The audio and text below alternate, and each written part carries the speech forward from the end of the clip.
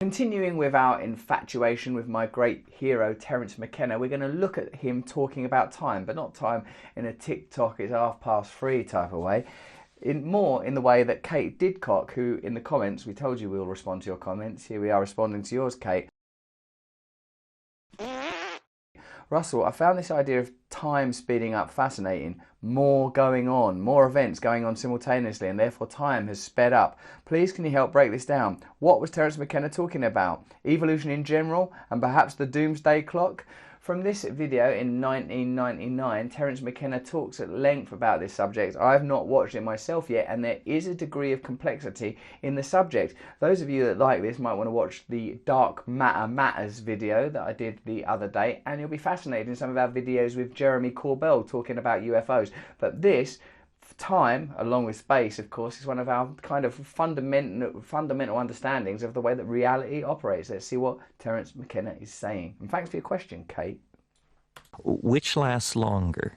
A million years in which nothing happens, or 10 seconds with 50,000 events crammed into it? In other words, really time is only experienced by the events which occur within it.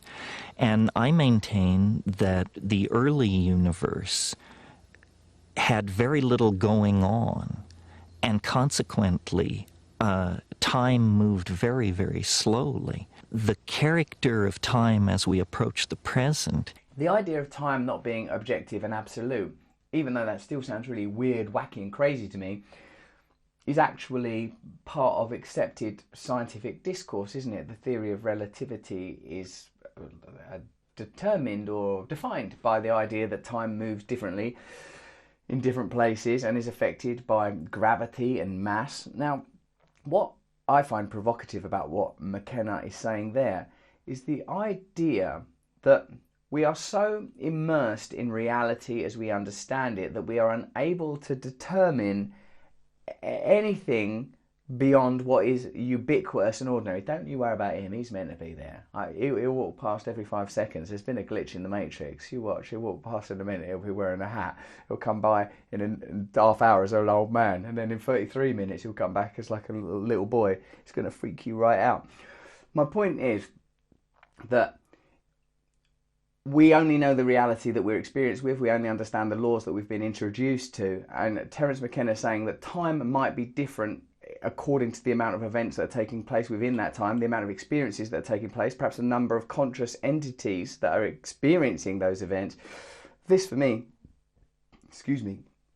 is extraordinary and fascinating. There are more and more physical domains and energetic domains in which change can occur. So when I say time is speeding up, what I mean really is that more and more is happening.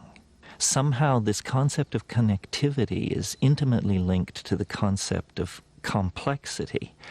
And so really what I'm saying is that the universe is getting its act together. It's connecting the dots. It's bringing everything into co-relationship with everything else. And somehow it does this through the production of consciousness.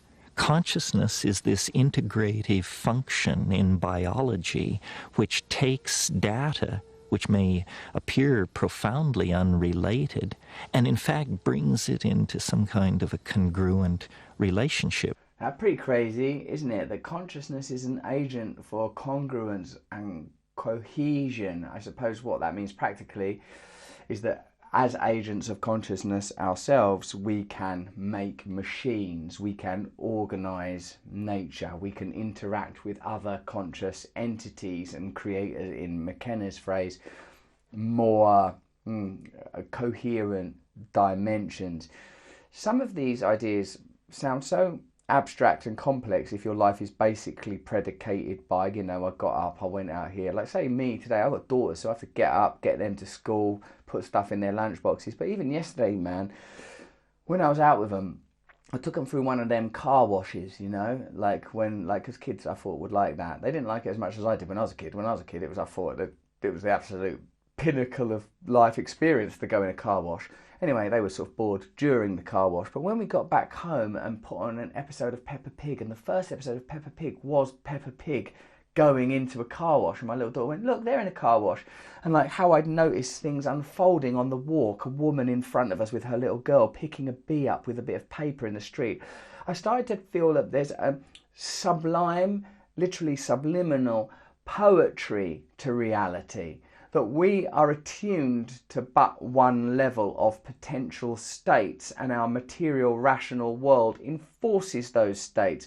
McKenna points out, using psychedelics and sometimes even mathematics, that there are different programs running simultaneously, and the I Ching, the Chinese method of fortune telling and philosophical diagnosis that I believe he talks about elsewhere in this video, is also based on the idea that you can drop anchors into different levels of reality, or you can throw up aerials into different frequencies of consciousness. And William James, the theologian, believed that all potential realms of consciousness are continually accessible, separated merely by veils.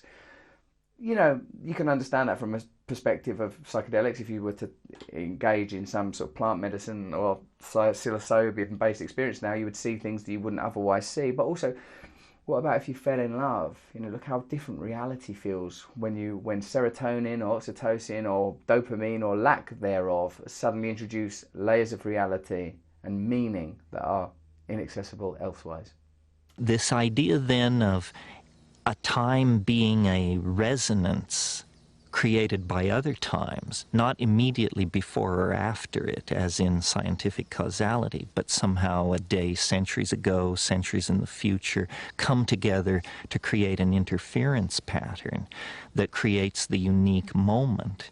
So that was one of the basic assumptions. And then the structure on which this all was hung was the I Ching. And what is the I Ching? Well, it's a very ancient method of divining and predicting the future, based on the idea that every moment can be symbolized by a unique ideogram, which is somehow its essence, much in the way that science believes you can explain all nature with 108 elements.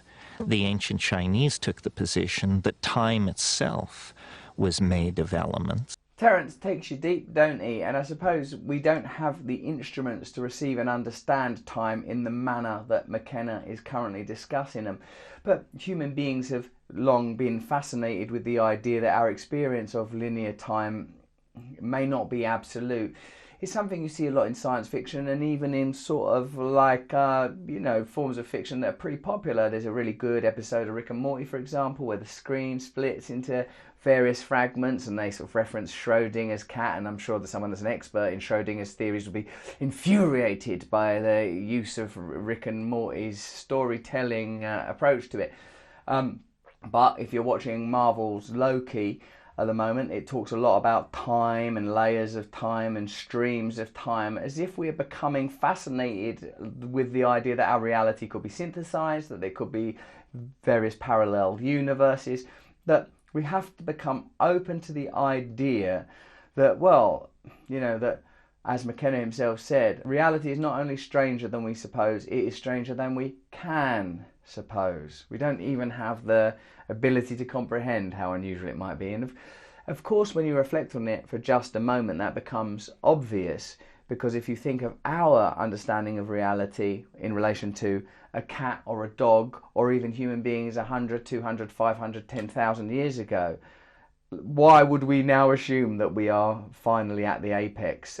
It must go on to in fathomless degrees, to the point where we would be like single cellular creatures trying to comprehend this tangerine or this laptop, or the potential that time may concertina, expand, reflect and refract all ideas that seem implausible because we don't have experiential knowledge of them. But even Robert McFarlane, who came on my podcast Under the Skin, talked about deep time.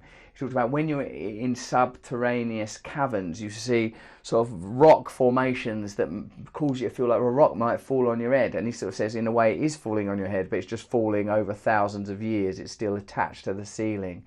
Deep time. Everything we experience is experienced within the scale of our intelligence, the scale of our size, and within the framework of our limitations. And the reason I love Terence McKenna is he is a voyager who is willing to take expeditions, whether psychedelically or intellectually, into realms that would ordinarily be inaccessible. And I see it more than an intellectual onanism. I see it as a potentially a way of imagining new realities into being, which is precisely what people like Tesla, Einstein, Steve Jobs, whoever have done. You imagine realities and you bring it down. This can be relevant to you if you are an artist or a creative person or a scientist or a mathematician or whatever. I've recently watched a video about the limitations of mathematics and how it sort of ultimately leads you into peculiar cul-de-sacs and odd contradictions. Anyway, that's my series of videos on the great Terence McKenna, a man I could talk about for a lot longer. We're certainly considering getting Dennis McKenna on Under the Skin, the great late man's wonderful and brilliant brother. And tell us who you'd like to see another series of these talks on. Please subscribe to the Awakening channel. If you want to come and see me do live work, you should sign up to my mailing list at russellbrand.com. You should subscribe to my Luminary podcast Under the Skin, where I chat a lot of stuff, and Above the Noise, where I don't chat at all.